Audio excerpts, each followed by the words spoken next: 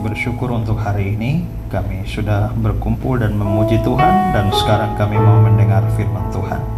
Mari Tuhan menolong kami supaya firman yang kami dengar boleh menjadi sesuatu pelajaran yang berarti buat kami, buat hidup kami, buat pelayanan kami. Kami berdoa Tuhan supaya Tuhan berikan konsentrasi kepada kami, pikiran kami hanya terfokus kepada firman Tuhan dan tidak kepada hal yang lain. Tolong hamba-Mu dalam menyampaikan supaya firman Tuhan yang benar-benar disampaikan kepada kami. Terima kasih Tuhan. Pimpin dan tuntun dan ajarlah kami. Dalam nama Yesus kami berdoa. Amin. Silakan duduk kembali.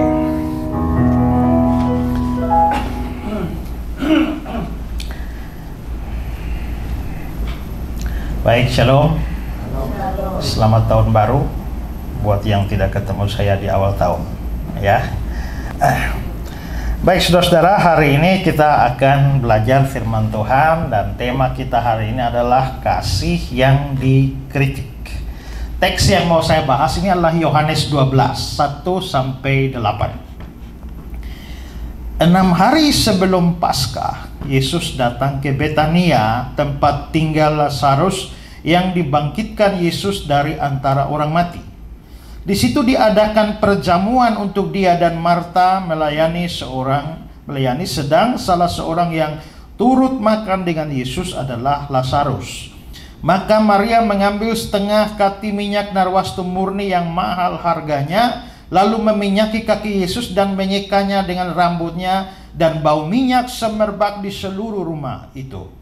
Tetapi Yudas Iskariot, seorang dari murid-murid Yesus yang akan segera menyerahkan dia, berkata, "Mengapa minyak narwastu ini tidak dijual 300 dinar dan uangnya diberikan kepada orang-orang miskin?" Hal itu dikatakannya bukan karena dia memperhatikan nasib orang-orang miskin, melainkan karena dia adalah seorang pencuri. Ia sering mengambil uang yang disimpan dalam kas yang dipegangnya.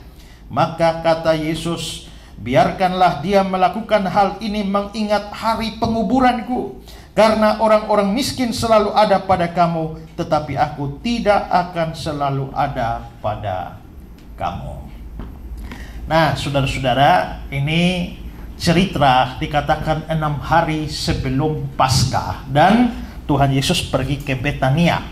Nah, ini keluarga Betania ini adalah keluarga yang cukup mendapatkan tempat di hati Yesus. Yesus berurusan dengan keluarga Betania ini pertama kali kita lihat di dalam Alkitab ketika Yesus kunjung ke sana, lalu Marta sibuk melayani sedangkan Maria terus duduk mendengar firman Tuhan. Lalu yang kedua adalah ketika peristiwa Lazarus mati di Yohanes pasal 11 dan Yesus pergi membangkitkan Lazarus. Lalu yang ketiga ini yang kita baca, di mana 6 hari sebelum Paskah Yesus ke sana dan Maria mempersembahkan minyak narwastu, ya. Nah, saudara-saudara, tema kita hari ini adalah ketika kasih dikritik. Nah, kasih yang saya maksudkan di sini ini menunjuk pada kasihnya Maria kepada Yesus. Maria sangat mengasihi Tuhan Yesus, dan bahwa dia sangat mengasihi Tuhan Yesus jelas terlihat dari perbuatannya. Coba lihat ayat 3, dikatakan, "Maka Maria mengambil setengah kati minyak narwastu murni, lalu meminyaki kaki Yesus dan menyekanya dengan rambut." Setengah kati itu kira-kira 12 ons, ya.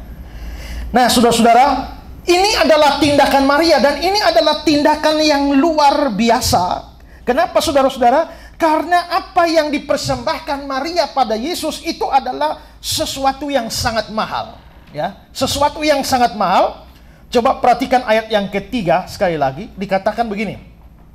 Maka Maria mengambil setengah kati, lihat yang saya garis bawahi, next. Ya, minyak narwastu murni yang mahal harganya. Slide-nya terus, ya. Ya.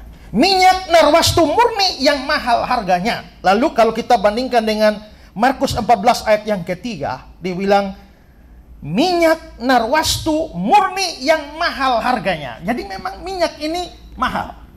Nah, saudara-saudara, mengapa minyak ini mahal? Nah, saya berikan 2 kutipan. Pertama dari Bruce May, dia bilang begini, minyak narwastu adalah parfum seperti minyak yang disarikan dari akar dan ranting tumbuhan narwastu yang tumbuh di India. Jelas bukan salah satu minyak wangi bermutu rendah yang banyak dijual di pasar Betania. Tidak. Ini minyak dari India. Dalam Wycliffe Bible Commentary dibilang begini. Minyak narwastu, minyak yang berasal dari sebuah tanaman yang tumbuh di India Utara, harganya sangat mahal sebab harus diimpor. Jadi ini barang impor, mahal. Yang tumbuh di tumbuhan, dibuat dari tumbuhan di India. Kalau saudara lihat gambar ini, nah ini adalah tumbuhan atau dari akarnya itu diambil minyak narwastu itu. Next, ya. Nah ini lalu akhirnya dibuat sedemikian rupa sampai akhirnya menjadi minyak narwastu itu. Parfum narwastu itu. Minyak ini diimpor dari India dan karenanya sangat mahal. Nah pertanyaannya adalah minyak ini semahal apa? Berapa mahalnya? Nah kita bisa tahu mahalnya dari taksiran yang diberikan Yudas Iskariot. Perhatikan ayat 4 dan 5. Tetapi Yudas Iskariot berkata, mengapa minyak narwastu ini tidak dijual 300 dinar? Jadi minyak ini harganya 300 dinar. Mahal nggak? Kita belum tahu mahal tidak nih ya. Soalnya ini bukan uang kita dan bukan zaman kita ya. Jadi harus dipahami pada ukuran pada waktu itu tuh seperti apa. Nah, saudara, mari kita coba melihat Matius 20. Ini cerita yang lain. Adapun hal kerajaan sorga sama seperti seorang tuan rumah yang pagi-pagi benar keluar mencari pekerja-pekerja untuk kebun anggurnya. Setelah dia sepakat dengan pekerja-pekerja itu mengenai upah sedinar sehari, dia menyuruh mereka ke kebun anggurnya. Jadi ada orang cari pekerja harian untuk kebun anggur. Nanti kalau saudara baca cerita lanjut, dia kerja dari jam 6 pagi sampai jam 6 sore. Upahnya sedinar sehari. Berarti upah buruh kerja, buruh harian pada waktu itu kerja dari 6 pagi sampai 6 sore, gajinya 1 dinar 1 hari. Nah saudara bayangkan kalau gajinya sedinar sehari, untuk membeli minyak narwastu dia perlu kerja 300 hari. Kalau 300 hari, 1 tahun 365 hari, ya potong hari Sabat, ya potong hari libur, hari kemerdekaan, ya belum ada lain-lain. Maka 300 dinar boleh dikatakan itu sebenarnya adalah gaji 1 tahun. Seorang buruh harian bekerja selama 1 tahun baru bisa kumpul 300 dinar. Itu tidak pakai untuk urusan lain. Baru bisa beli minyak narwastu yang 12 ons itu. Maka bayangkan bahwa itu memang mahal. Ya. Jadi kalau mau ditaksir ke sekarang itu hitung gaji saudara 1 tahun lah. Tapi mari kita lihat perbandingan lain. Tuhan Yesus pernah memberi makan dengan 5 roti dan 2 ikan. Berapa orang? Tapi 5.000 itu kan belum hitung perempuan dan anak-anak. Itu hanya laki-laki 5.000. Kalau laki-laki 5.000, ambil saja 50%-nya beristri dan asumsinya istri 1, maka ada 2.500 istri di situ. Berarti sudah 7.500 orang. Ya. Lalu kalau masing-masing keluarga bawa 1 anak saja minimal, ya, maka ada 2.500 anak 10.000. Makanya para ahli memperkirakan mungkin sekitar 10.000 atau 12.500 orang yang ikut makan. Hanya memang yang dihitung cuma laki dan perempuan. Laki saja, perempuan dan anak tidak. Nah, karena orang sebanyak itu, lalu Tuhan Yesus bilang supaya murid-murid kamu beri mereka makan. Bagaimana taksiran murid-murid? Markus 6. Yesus bilang, suruhlah mereka pergi supaya mereka dapat membeli makan di desa-desa dan kampung-kampung di sekitar ini. Tetapi jawabnya, kamu harus memberi mereka makan. Kata mereka, jadi haruskah kami membeli roti seharga 200 dinar untuk memberi mereka makan? Jadi menurut perhitungan murid-murid, untuk kasih makan kira-kira 10.000 orang butuh biaya 200 dinar. Yohanes 6:7. Jawab Filipus, roti seharga 200 dinar tidak akan cukup untuk mereka ini. Jadi Filipus punya perhitungan 200 dinar tidak cukup untuk kasih makan 10.000 orang. Kalau 200 dinar tidak cukup, mungkin 300 dinar cukup.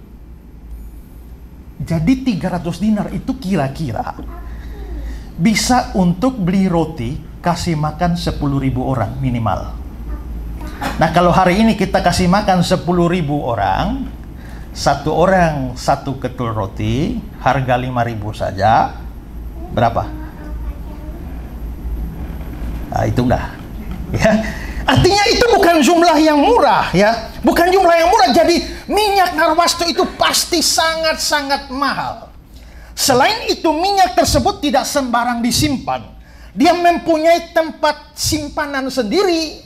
Ada buli-buli untuk tempat menyimpannya. Markus 14 ayat 3, datanglah seorang perempuan membawa sebuah buli-buli pualam berisi minyak narwastu murni yang mahal. Buli-buli pualam ini namanya alabaster. Kalau saudara lihat dalam International Standard Encyclopedia, dia bilang minyak yang diimpor dari India ini ditaruh di dalam kotak alabaster yang hanya dibuka pada acara-acara yang sangat spesial. Nah, kalau saudara lihat gambar ini kayak kira-kira buli-bulinya seperti itu ditaruh di sana. Jadi boleh dibilang bahwa sebenarnya minyak narwastu ini adalah milik paling berharga, milik yang paling mahal dari Maria. Tapi saudara-saudara, justru minyak, harta, harga yang paling mahal itulah yang dia berikan kepada Yesus sebagai tindakan kasih kepada Yesus. Wisby bilang begini, seperti Daud, Maria tidak akan memberi kepada Tuhan tanpa membayar apa-apa. Wisby memberikan 2 Samuel yang kalau kita baca itu kata-kata Daud, aku mau membelinya daripadamu dengan membayar harganya, sebab aku tidak mau mempersembahkan kepada Tuhan Allahku korban bakaran dengan tidak membayar apa-apa. Jadi ada harga yang dikeluarkan, ada biaya yang dikeluarkan demi menyatakan kasihnya kepada Tuhan Yesus. Dan sikap Maria ini menunjukkan bahwa dia sangat-sangat mengasihi Tuhan. Karena dia begitu mengasihi Tuhan, maka dia tidak pelit dengan Tuhan. Karena dia mengasihi Tuhan, maka dia tidak menghitung-hitung harga pada waktu dia memberi kepada Tuhan. Dan sikap Maria ini sangat kontras dengan banyak orang yang hari ini mengaku diri Kristen. Ya, William Barclay bilang begini, kasih tidak pernah menghitung-hitung. Kasih tidak pernah berpikir untuk memberi sesedikit mungkin. Kerinduan kasih adalah memberikan sebanyak-banyaknya. Ketika dia telah memberikan semua yang harus dia berikan, dia masih berpikir bahwa pemberian itu masih terlalu sedikit. Kita belum menjadi orang Kristen jika kita berpikir untuk memberikan kepada Kristus dan gerejanya sesedikit mungkin. Kalau yang bagus-bagus untuk diri, yang kurang bagus untuk Tuhan.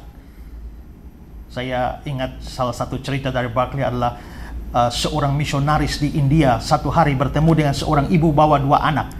Satu anak digendongan, satu anak dituntun, ya. Nah, anak digendongan itu ternyata anak cacat. Anak yang badannya bagus tuh yang dituntun. Lalu setelah berbicara, misionaris tanya mau kemana? Oh, saya mau membuang salah satu anak saya untuk korban buat dewa di Sungai Gangga. Lalu misionaris ini cegah supaya jangan lakukan itu, tapi tidak berhasil. Akhirnya mereka berpisah. Begitu pulang, misionaris itu ketemu ibu itu lagi. Dan kali ini ibu itu hanya bawa 1 anak saja, yaitu anak yang badannya bagus yang dituntun itu. Lalu misionaris ini tanya, di mana anakmu yang satu? Oh, sudah saya lemparkan sebagai persembahan untuk dewa di Sungai Gangga. Lalu misionaris itu kaget. Kenapa? Berarti kamu buang yang badannya bagus itu ya? Iya. Sekarang yang digendong yang cacat. Kenapa kamu tidak kasih yang cacat? Lalu ibu itu bilang, Tuan, aku tidak tahu apa agama Tuhan, tapi di dalam agamaku yang bagus untuk dewa dan yang jelek untuk aku. Tapi kalau orang Kristen banyak yang jelek untuk Tuhan, bagus untuk diri. Apalagi ada lagu, persembahan kami sedikit sekali, ya. Nah, maka banyak orang kasih persembahan sedikit karena ada lagunya. Padahal maksud penulis lagu itu bukan begitu. Maksud penulis lagu itu, kalau kita beri seberapa banyak pun yang kita beri dibanding dengan yang Tuhan sudah beri, tetap nilainya sedikit. Kamu kasih 1 dunia pun itu sedikit. Tapi gara-gara itu kolekte jadi berkurang. Maka mereka rubah lagunya, persembahan kami cerminan kasih-Mu. Nah, koleten naik lagi. Ya. Nah, jadi saudara-saudara, kita bisa lihat bahwa Maria betul-betul mengasihi Tuhan dan dia berikan yang mahal sekali, yang terbaik dari dirinya untuk Tuhan. Tapi sayangnya perbuatan baik Maria ini langsung dapat kritik. Nah, itulah yang saya maksudkan, kasih yang dikritik. Nah, siapa yang mengkritik? Nah, mari kita melihat hal pertama adalah kritik Yudas Iskariot pada Maria. Setelah Maria melakukan itu, langsung dapat kritik. Ayat 4-5. Tetapi Yudas Iskariot, seorang dari murid-murid Yesus yang segera menyerahkan dia, berkata, mengapa minyak narwastu ini tidak dijual 300 dinar dan uangnya diberikan pada orang miskin? Saudara-saudara, coba saudara cari di Alkitab kapan pertama kalinya Yudas kasih keluar kata-kata. Yudas pasti ngomong, tapi di dalam Alkitab kapan Yudas pernah keluarkan kata-kata? Yang paling pertama muncul tuh yang di sini. Dan begitu pertama kali Yudas dicatat kalimatnya adalah kritik. Ya. Nah, saudara-saudara, Yudas ini mengkritik apa yang dilakukan oleh Maria. Tindakan Maria adalah tindakan kasih, maka ini adalah kritik terhadap sebuah kasih. Ini adalah kritik terhadap sebuah pelayanan. Nah, saudara-saudara, apa yang dilakukan Yudas ini keterlaluan. Mengapa keterlaluan? Saya berikan dua alasan. Pertama adalah karena dia mengkritik Maria dengan motivasi yang buruk. Apa motivasinya? Coba lihat ayat 5-6. Langsung ke ayat 6. Hal itu dikatakannya bukan karena dia memperhatikan nasib orang miskin, melainkan karena dia adalah seorang pencuri. Dia sering mengambil uang yang disimpan dalam kas yang dipegangnya. Jadi dia kritik Maria dengan alasan itu bisa diberikan pada orang miskin. Sebenarnya bukan itu motivasi. Motivasinya dijelaskan Yohanes, penulis Injil ini. Dia memang mau uang itu. Karena kalau disimpan di dalam kas, dia punya peluang untuk mencurinya. Jadi dengan kata lain, waktu dia kritik Maria, Maria tidak benar-benar melakukan kesalahan. Dia mengkritik juga bukan karena perhatikan nasib orang miskin, dia mengkritik untuk kepentingan dirinya sendiri. Dan ini sangat keterlaluan. Ya, seorang yang namanya Elis Matthews, dia bilang begini, kritik Yudas sungguh tidak baik, karena berasal dari motivasi yang buruk. Yudas telah mendengar nubuat Yesus bahwa dia tidak lama lagi akan ditangkap dan disalibkan. Yudas mungkin sudah menyimpulkan bahwa Yesus adalah pecundang. Beberapa hari setelah peristiwa itu, dia akan pergi menemui para imam besar dan mengkhianati tuannya seharga 30 keping perak. Yudas menghargai Yesus senilai 1 genggam koin perak. Tapi dia mengeluh karena Maria menghargai Yesus senilai lebih dari gaji 1 tahun. Ya, orang kasih Tuhan dengan gaji 1 tahun dia kritik, tapi dia sendiri jual Tuhan dengan 30 keping perak yang adalah harga jual untuk budak. Dengan kata lain, betapa rendahnya penilaian Yudas terhadap Yesus. Dan hari ini ada banyak orang di dalam gereja, di dalam pelayanan, di dalam kekristenan yang suka mengkritik orang lain, tapi kritiknya itu dengan motivasi yang salah. Dengan motivasi demi kepentingan diri sendiri seperti yang Yudas lakukan. Seorang berkata begini, jika seorang menyerang Anda secara pribadi atau melepaskan kata-kata yang menghancurkan, ingatlah bahwa kritik yang dia utarakan tidak selalu mengenai diri Anda. Kritik menjadi sarana bagi orang untuk memberikan kritik itu, melepaskan atau menyalurkan rasa marah, frustrasi, dan kecemburuannya, atau untuk mendapatkan perhatian. Dalam hal ini yang menjadi masalah adalah orang tersebut, bukan karena apa yang Anda lakukan. Jadi kalau misalnya saya mengkritik Pak Ketut secara keras, itu bisa dua hal. Bisa karena dia salah, problemnya pada dia, tapi bisa problemnya tuh pada saya sebenarnya. Jadi kritik kepada seseorang tak selamanya problemnya ada pada orang itu. Bisa jadi problemnya ada pada si pengkritik.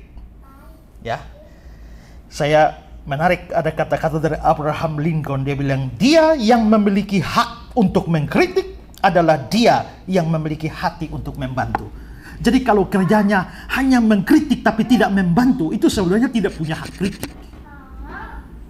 Kalau mau mengkritik artinya kamu harus punya hati itu siap membantu orang yang kamu kritik itu. Jika tidak, maka kritik itu bukan demi orang itu, tapi kritik itu mengungkapkan sesuatu di dalam dirimu sendiri yang adalah problem itu. Ya. Jadi ini adalah kritik dengan motivasi yang salah, dan banyak kali orang mengkritik dengan motivasi yang salah ini. Ya. Yang kedua, masalah dengan kritiknya Yudas ini adalah dia sendiri tidak melakukan tindakan apa-apa untuk Yesus. Nah, kalau dia juga lakukan sesuatu yang bagus untuk Yesus, lalu dia kritik orang lain, masih masuk akal. Ini dia sendiri tidak melakukan apa-apa, tapi kritiknya begitu luar biasa. Tindakan kasih tidak dia lakukan, tapi orang yang melakukan tindakan kasih dia kritik. Dan hari ini di gereja, di pelayanan, di Kristen, ada banyak tukang kritik seperti itu. Mereka sibuk kritik orang lain, tapi tidak melakukan atau tidak memberikan apa-apa di dalam pelayanan. Mereka sibuk mengkritik kekurangan-kekurangan di dalam pelayanan, tapi mereka sendiri tidak mau melayani. Jenis seperti ini begitu banyak. Itulah sebabnya ada orang pernah mengatakan begini, jika orang mengkritik Anda, menyakiti Anda, atau meneriaki Anda, jangan repot-repot. Ingatlah bahwa di setiap pertandingan, penontonlah yang membuat keributan, bukan para pemainnya. Ya kan? Ya karena dia tidak ikut bermain, jadi dia punya kesempatan banyak untuk menonton. Gara-gara menonton terlalu banyak itulah, maka akhirnya dia mulai ini. Saya pernah dengar satu ceramah, ada orang bilang, coba bayangkan, misalnya ada lomba pertandingan itu dayung perahu itu ya. Nah, satu grup misalnya ada 12 orang dalam perahu sampah itu yang sibuk dayung. Begitu sibuk semua sibuk dayung, tidak ada yang punya kesempatan lihat yang lain bagaimana. Tapi begitu yang 10-11 orang dayung, yang satu hanya lihat nonton dan ini, maka disitulah dia banyak bicara. Ini kita bukan anti kritik ya, tetapi kita sedang mempersoalkan kritik yang lahir dari motivasi yang salah dan kritik dari orang yang tidak melakukan apa-apa. Ya. Jenis seperti itu adalah jenis seperti Yudas. Seorang pernah berkata, tidak pernah ada patung yang didirikan untuk seorang kritikus. Tapi saudara, terlepas dari sikap Yudas yang keterlaluan ini, satu hal yang menarik di sini adalah bahwa Maria baru berkorban luar biasa. Maria baru melakukan tindakan luar biasa untuk Tuhan. Tapi begitu tindakan ini terjadi, muncul atau langsung datang serangan. Tidak tanggung-tanggung. Serangan ini bukan datang dari orang biasa, tapi Yudas Iskariot yang adalah rasul. Nanti kalau saudara banding-banding antara Matius, Markus, Lukas, saudara akan tahu bahwa bukan hanya Yudas yang kritik, tapi semua murid kritik. Hanya Yudas pemicu awal. Itu berarti bahwa semua rasul itu langsung mengkritik Maria. Dan Maria baru berbuat tindakan yang bagus sekali, tapi serangan dan kritik langsung datang kepada dia. Karena itu jangan heran kalau kita sudah berbuat baik tapi masih mendapatkan kritik. Sudah berbuat yang bahkan menurut kita penuh pengorbanan, tapi masih saja mendapatkan kritik. Bahkan mungkin mendapatkan kritik dari orang-orang yang sangat rohani. Beberapa tahun yang lampau itu, mualaf Insan Moko Ginta itu menyerang Kristen habis-habisan. Ya. Lalu menyatakan bahwa kita orang Kristen ini betul-betul salah memahami Alkitab kita. Ya. Lalu memberikan bahkan mengeluarkan buku Mustahil Kristen Bisa Menjawab. Membuat 13 pertanyaan yang dikatakan mustahil Kristen bisa menjawab. Bahkan bilang kalau saja satu pertanyaan orang bisa kasih 100 juta dia bayar. Pertanyaan terakhir 13 pamungkas pertanyaan besar. Kalau sampai ada orang Kristen bisa jawab, hadiahnya mobil BMW 1. Tapi waktu saya baca buku ini, astaga, ya, pertanyaan begini kok dibilang mustahil Kristen bisa jawab sih? Gampang sekali dijawab itu. Ya, contohnya salah satunya, di mana di Alkitab Yesus itu dikatakan beragama Kristen? Nah itu kan pertanyaan bodoh. Kristen itu artinya pengikut Yesus. Kalau Yesus Kristen, masa Yesus jadi pengikut dirinya sendiri? Itu saja dibilang mustahil Kristen bisa jawab. Lalu akhirnya pihak Moko Ginta membuat tantangan debat terbuka terhadap saya dan Pendeta Budi Asali. Jadi akhirnya saya sama Pendeta Budi Asali pasangan untuk debat lawan mereka. Setelah rally debat 2 kali, lalu akhirnya dari pihak Islam bilang, kami sudah jadi tuan rumah 2 kali. Bagaimana kalau kali ini dari pihak Kristen? Oke. Maka saya buat persiapan untuk bikin acara di Kupang. Begitu acara sudah dibuat, saudara, yang daftar itu sudah dari segala macam pulau di NTT itu sudah daftar tuh kira-kira sudah 1.300 orang. Ya, 1.300 orang dan wah, ini rumit ini. Ya. Nah, dikhawatirkan jangan-jangan jadi kerusuhan atau bagaimana. Pihak keamanan sudah diturunkan untuk ini, ya. Tapi saudara-saudara, tahu-tahu saya nggak masalah kalau acara itu dibatalkan. Tuh. Tapi tiba-tiba gereja terbesar di sana langsung membuat surat ke seluruh gereja di Kota Kupang. Yang begitu besar, bukan hanya Kota Kupang, di seluruh NTT. Dibacakan dari mimbar gereja, warta mimbar, bahwa kegiatan debat yang dilakukan oleh Ezra Soru adalah tindakan yang konstruktif dan tidak bersikap toleransi terhadap agama lain. Itulah sebabnya gereja ini memberikan seluruh warga gereja tidak boleh ada yang mengikuti acara ini dan tidak boleh menghadiri acara apapun yang dilakukan oleh Ezra Soru. Tembusan kemana-mana, sudah. Saya jadi heran. Bukankah apa yang saya mau lakukan ini hanya sekedar pembelaan iman, apologia bahwa firman Tuhan 1 Petrus 3:15 bilang, siap sedialah memberi pertanggungjawab terhadap apa yang orang tanyakan dari imanmu. Dan itu yang saya mau lakukan. Tapi akhirnya menjadi bahan yang, ya akhirnya di seluruh NTT itu kebanyakan tuh anggap saya itu orang sesat, saudara. Saya ini diundang khotbah di mana-mana kecuali di NTT. Di Kota Kupang saya nggak laku. Ya. Karena apa? Sesat. Ditanya sesat di mana? Pokoknya sesat. Ya. Nah itu saja. Ya sampai hari ini masih terasa. Kalau saya mau KKR, saudara, bahkan flyernya sudah naik, spanduknya sudah naik, saudara ya. Berapa hari kemudian batal. Pernah saya dalam acara mau lagi jalan menyetir ke tempat KKR, tengah jalan ditelepon batal. Ya.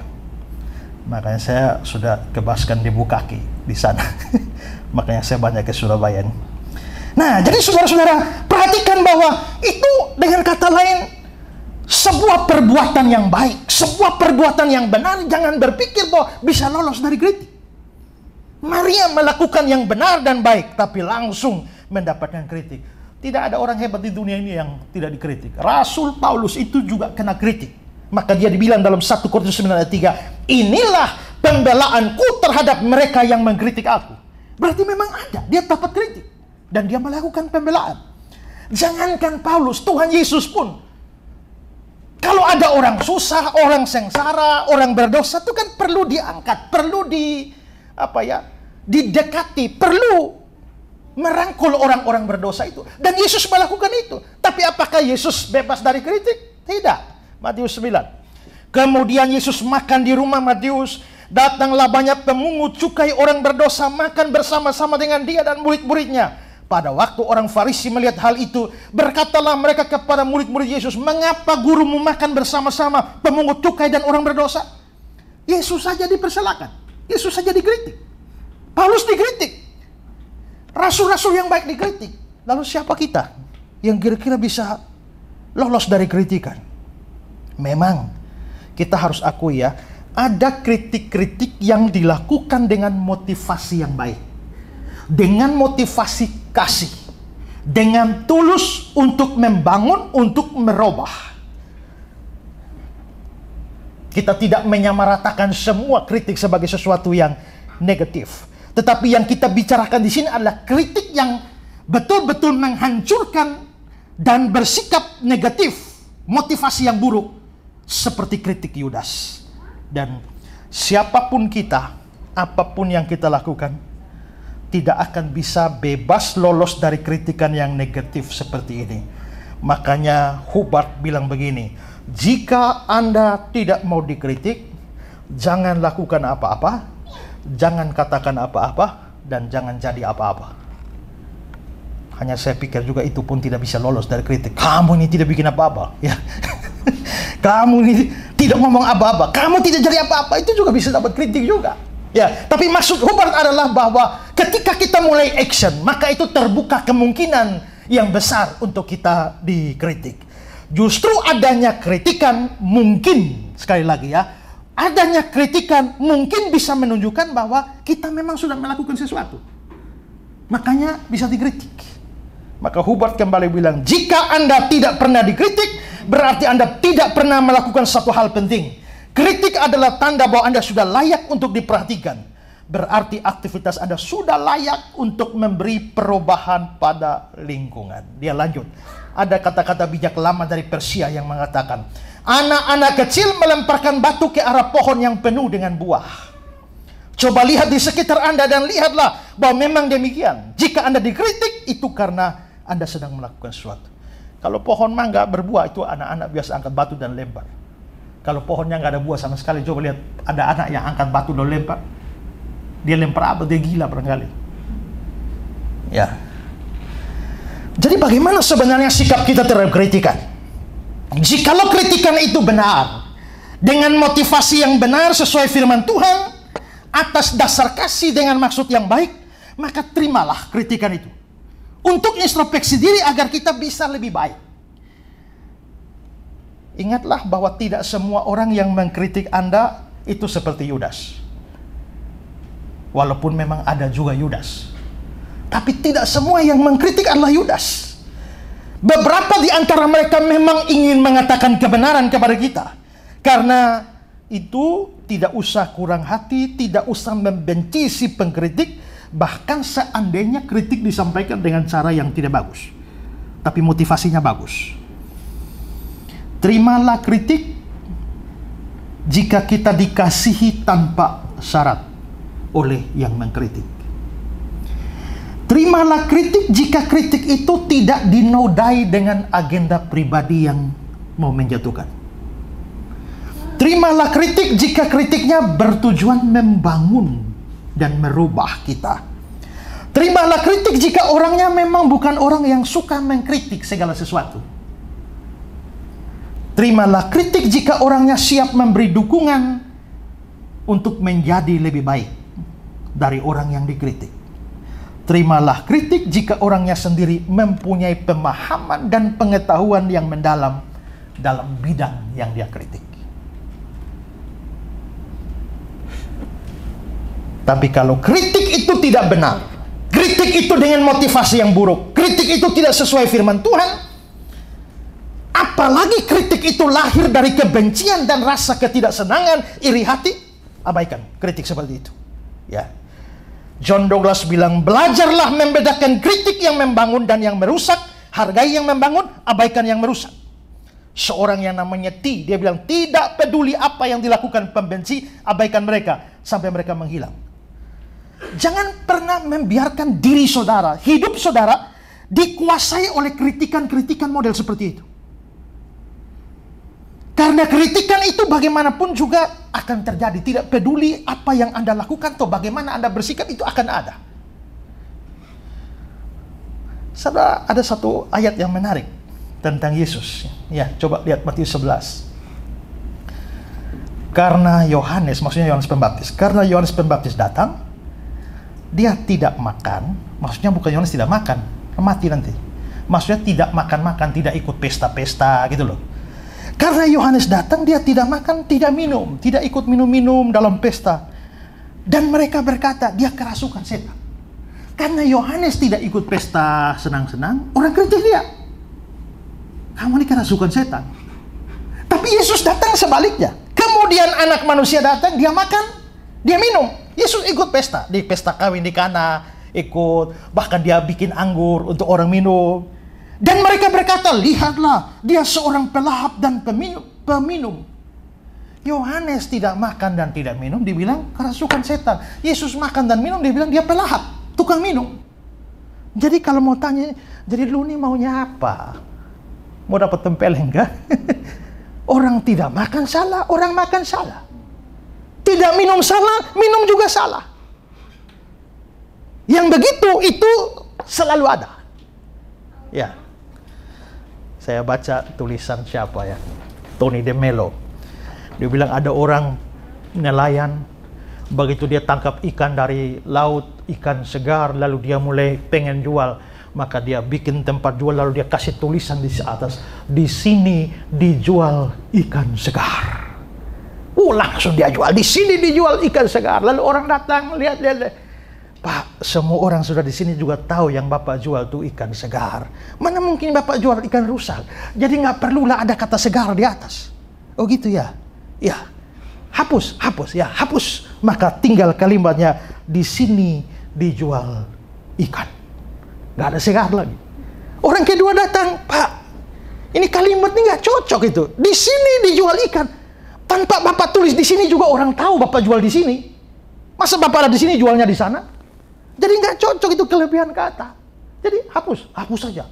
Maka hapuslah di sini, tinggal jual ikan segar, jual ikan. Sudah jual ikan, datang orang ketiga lagi jual ikan. Pak, siapapun lewat juga tahu Bapak jual ikan, kan di situ ikan, nggak ada babi di situ. Jadi nggak perlu ikan. Iya. Hapus ya sudah, dijual. Dijual dan orang datang berikut, Pak. Orang juga tahu Bapak berdiri di sini tuh jualan. Bapak bukan sedang pameran, jadi hapus. Iya, hapus saja. Dan habislah itu kalimat. Saudara lihat, apapun yang kita lakukan selalu bisa dikritik. Karena itu kalau kritiknya negatif seperti itu, abaikan. Tapi kalau kritiknya yang bagus, maka seperti saya bilang tadi, terimalah dan hargailah itu. Yang harus kita lakukan adalah pikirkanlah, apakah yang saya lakukan, apakah yang saya perbuat, ini sudah sesuai firman Tuhan atau belum? Kalau memang tidak sesuai firman Tuhan dan ada yang mengkritik, demi saya sesuai firman Tuhan, harus diterima. Tapi kalau yang saudara lakukan adalah sesuai firman Tuhan, masih mendatangkan kritik yang justru tidak sesuai firman Tuhan, maka abaikan itu. Eleanor Roosevelt bilang, lakukan sesuai dengan apa yang hati Anda katakan, karena Anda akan tetap menerima kritikan. Anda akan dikutuk jika Anda melakukannya, dan dikutuk jika Anda tidak melakukannya. Dia bilang, lakukan sesuai hati Anda, tapi kita harus lakukan sesuai firman Tuhan. Ya. Nah, itu hal pertama yang kita pelajari. Kedua, mari kita melihat sikap Yesus dalam kasus ini. Yesus menjadi sasaran kasihnya Maria. Yudas mengkritik habis-habisan. Bagaimana sikap Yesus? Saudara, pertama saudara, Yesus jelas membela Maria. Ayat 7 dan 8. Maka kata Yesus, biarkanlah dia melakukan hal ini, mengingat hari penguburanku. Karena orang miskin selalu ada pada kamu, tapi aku tidak akan selalu ada pada kamu.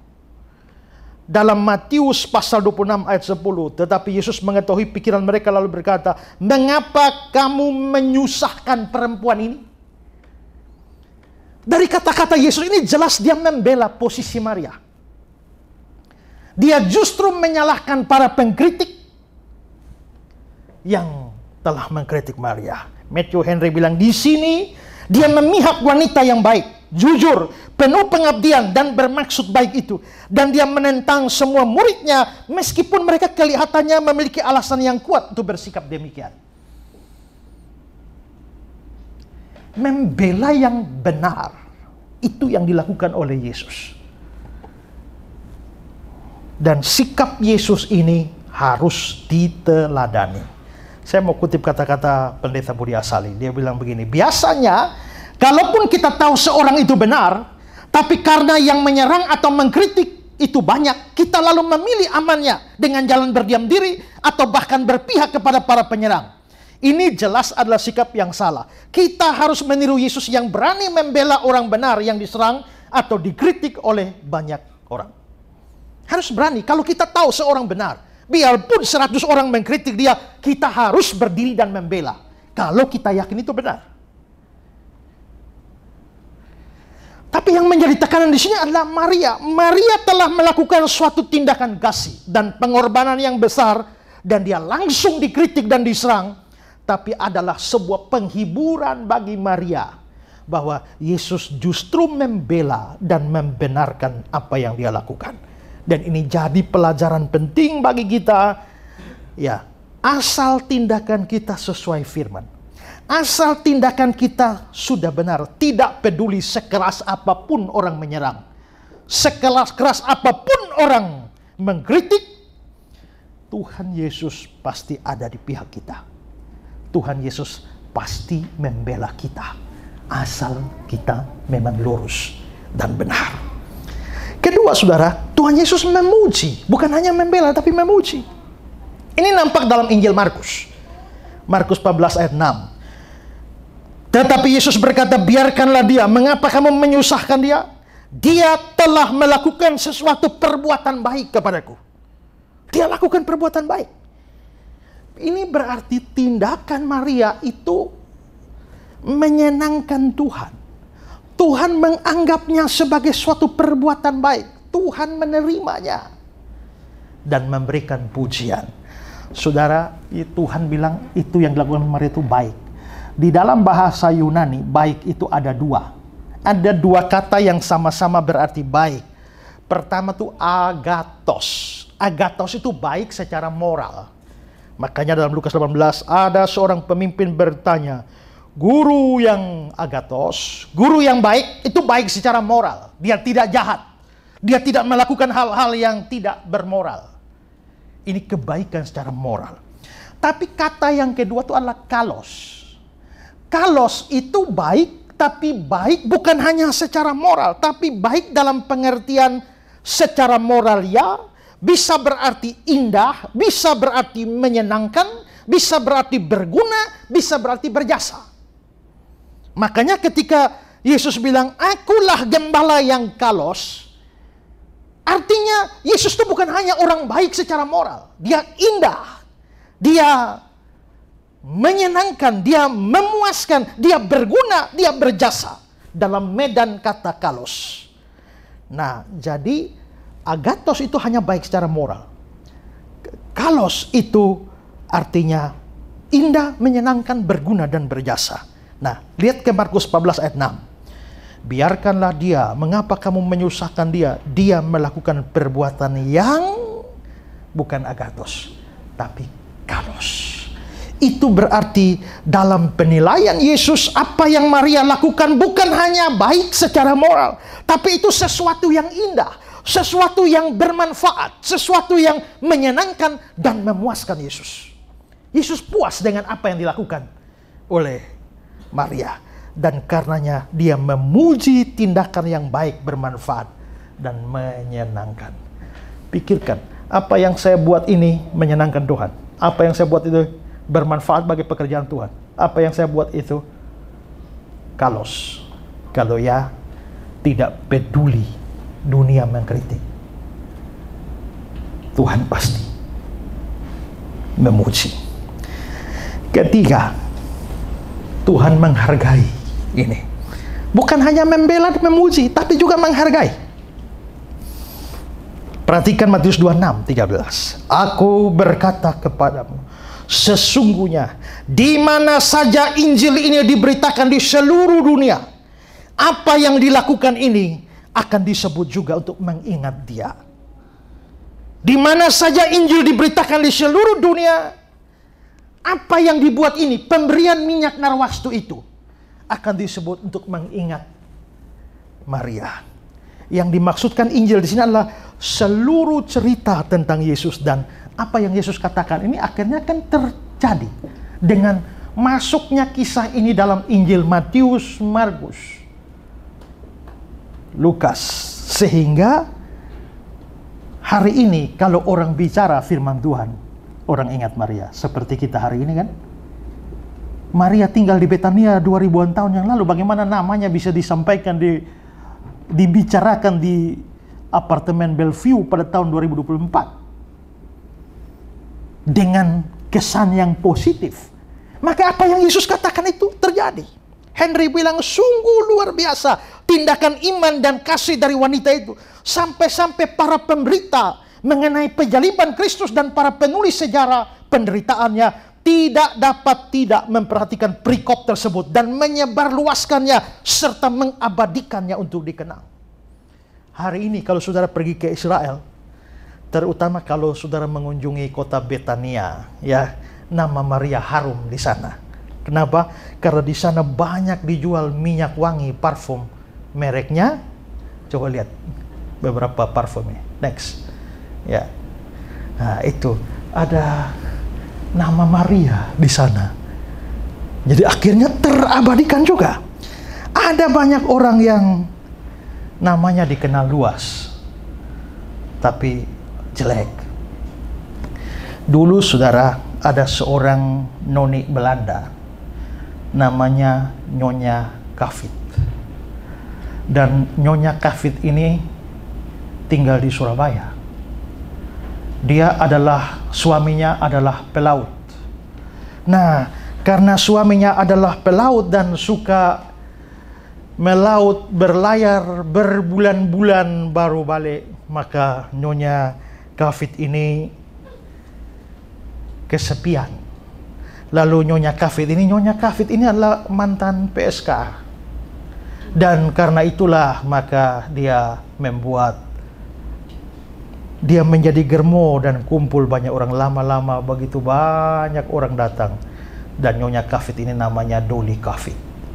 Tempat di mana dia buat akhirnya terkenal menjadi Gang Doli Surabaya itu. Hari ini orang omong Gang Doli. Pergi ke mana Doli? Itu Doli Kafit. Dan nama Doli Kafit terabadikan dalam Gang Doli. Untungnya sudah tutup. Tapi kalau tidak, namanya begitu terkenal. Tapi terkenalnya karena negatif. Setiap kali orang dengar nama itu Doli, orang sudah pikirannya lari ke ujung sana itu. Ya kan? Dia sudah mati, kuburannya ada di Malang. Kuburan Tante Doli ada di Malang. Tante Doli sudah mati, tapi namanya tetap bau busuk. Bertahun-tahun lamanya. Ya, tapi nama Maria sudah almarhum. Tapi setelah ribuan tahun masih harum seharum minyak narwastu. Kalau saudara mati dan orang dengar nama saudara, tak usah mati dulu ya, masih hidup ini ya, kalau orang dengar nama saudara ini banyak positifnya atau negatifnya. Ya, kalau negatif di kalangan musuh ya wajar ya, tapi secara umum ada yang kalos di situ atau tidak. Jadi terlihat bahwa sekalipun tindakan Maria itu dikritik dengan pengorbanan yang luar biasa, tetap dikritik, dikecam, ditentang. Tapi ini harus jadi pelajaran bagi kita. Seharusnya kita lebih fokus dan peduli pada respon Tuhan pada kita ketimbang omongan manusia kepada kita. Kalau omongan manusia memang benar, perbaiki diri.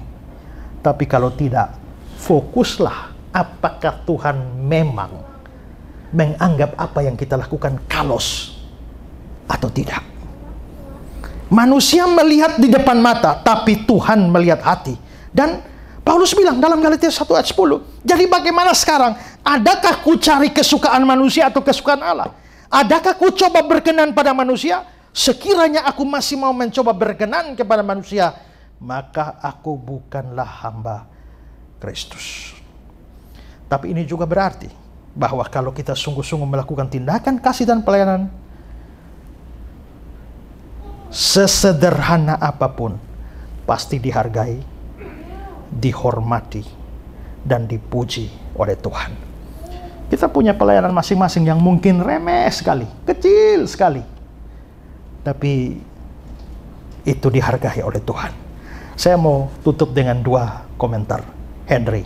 Demikian juga perempuan yang baik budi ini. akan memperoleh pahala untuk buli-buli minyak Narwastu ini. Dia tidak kehilangan minyak maupun perbuatannya. Dia memperolehnya melalui nama baik yang jauh lebih berharga daripada minyak Narwastu yang mahal itu. Mereka yang memuliakan Kristus akan dimuliakan oleh Dia. Brosmain, sebuah tindakan pengabdian yang sederhana telah menjadi terang bagi orang banyak di setiap sudut dunia ini. Pelayanan yang tulus kepada Yesus, biarpun hal itu memperoleh banyak tantangan, mempunyai kapasitas untuk menyentuh dan memberkati hidup orang lain. Sebuah kapasitas yang hilang dan tindakan kesalehan legalistik belaka. Orang lain akan diberkati kalau kita melayani Yesus. Mungkin seperti dalam kasus Maria, jauh melampaui apa yang kita bayangkan. Sebab apa yang telah dilakukan untuk Kristus, betapa sederhana pun menjadi sesuatu yang tidak dapat dihancurkan. Siapa saja yang memberi kamu minum secangkir air oleh karena kamu adalah pengikut Kristus, dia tidak kehilangan upahnya. Berdirilah teguh, jangan goyah, giat selalu dalam pekerjaan Tuhan, sebab kamu tahu dalam persekutuan dengan Tuhan, jeripayamu tidak sia-sia. Saya pernah dengar satu cerita.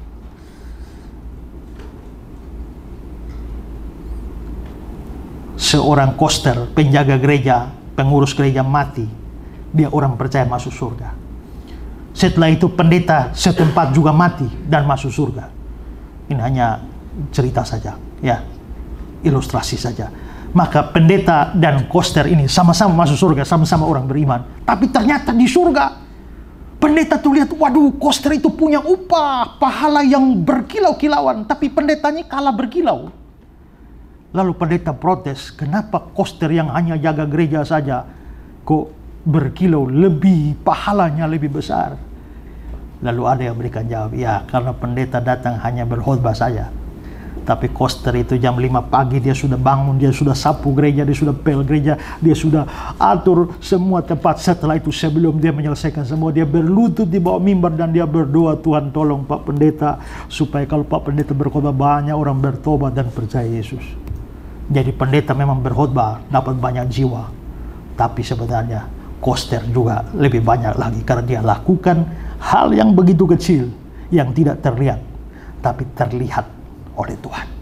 Jadi pelayanan kecil, bantu orang miskin, urus musik atau urus hal-hal yang kecil, ya, bikin hanya sharing firman Tuhan, hal-hal kecil lakukan, pikirkan itu kalos atau tidak.